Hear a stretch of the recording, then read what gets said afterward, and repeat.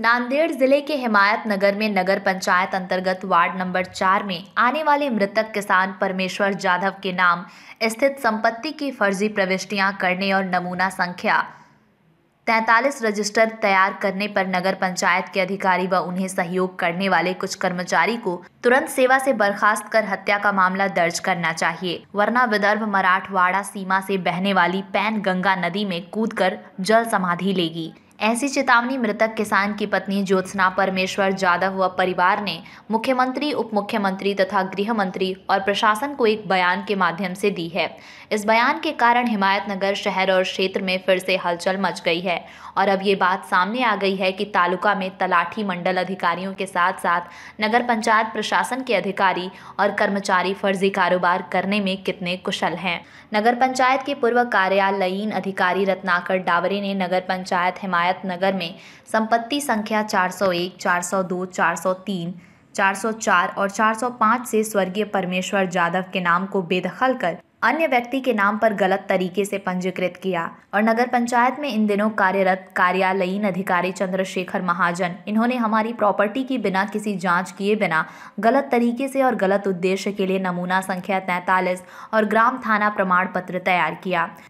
इस वजह से मेरे भाई के नाम की ज़मीन अन्य व्यक्ति के नाम हुई, जिसे लेकर उन्हें जहरीली दवा पीकर आत्महत्या करने पर मजबूर होना पड़ा है।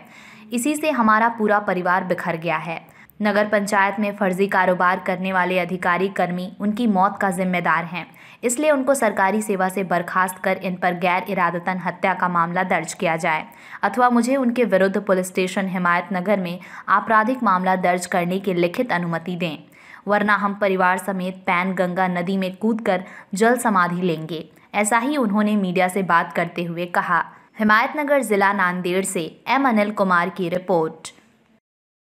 जिल्हाधिकारी नांदेड यांच्याकडे आम्ही नगरपंचायत हिमायतनगर येथे वार्ड क्रमांक 4 मध्ये मालमत्ता क्रमांक 401 ते 405 असे 5 प्लॉट बनावट पद्धतीने नगरपंचायत येथील काही कर्मचारी व अधिकाऱ्यांना हाताशी धरून नोंदी केल्या होत्या आणि त्या आधारे खरेदी खत तयार करण्यात आले व त्यानंतर आमच्या शेत जमिनीचा बेकायदेशीर फेरफार करून आमची मालमत्ता हडप करण्याचा प्रयत्न हा केला होता, परंतु उपविभागीय अधिकारी यांनी 28 नोव्हेंबर रोजी आमच्या शेतामध्ये बेकायदेशीर केलेला फेरफार रद्द केला आणि ज्या तलाट्यानं आणि मंडलाधिकाऱ्यानं हा फेरफार मंजूर केला त्याच्यावर कारवाई सुद्धा केली आणि जो तलाठी आहे त्याच्यावर त्यांना सस्पेंड केले आणि नगरपंचायत येथील कर्मचारी सुद्धा यांनी मालमत्ता हडप करण्यामध्ये त्यांचं सुद्धा सहकार्य आहे। त्यांच्या पाठिंब्यामुळे हा पूर्ण प्रकरण आमचं घडून आलेला आहे। बनावट पद्धतीने मालमत्ता नोंद केल्यात,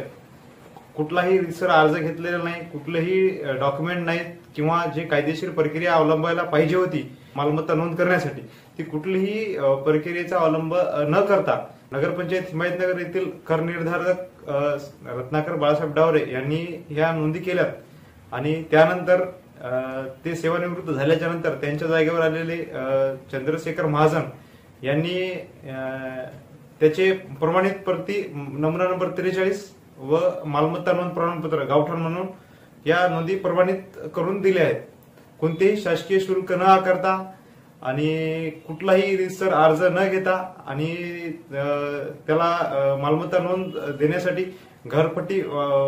बाकी इतर लोकांकडून जशी घरपट्टी वसूल केली जाते तशी कुठलीही शासकीय शुल्क आकारणी न करता गैरमार्गाने व गैर उद्देशाने हे